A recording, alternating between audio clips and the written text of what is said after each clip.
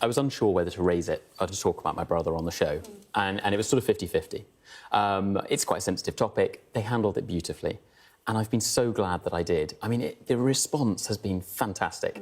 I think we're up to over £70,000 now, and that's incredible. Anybody who supports or raises awareness on what, to me, is an incredibly important topic, I'm so incredibly grateful.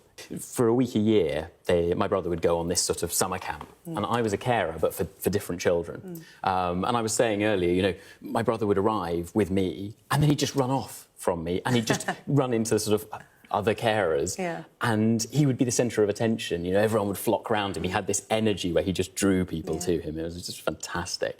And he was always just slightly cooler than I was. I just sort of stood there and waved, bathed in his sort of reflected glory. So it was such fun for him. He had all this attention. He could just be so silly.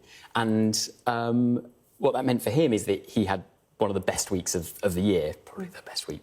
Don't tell my parents. And for my parents, it meant they got a break. Because it can be truly fantastic having special needs children, and that's often overlooked, actually. But it can also be really challenging.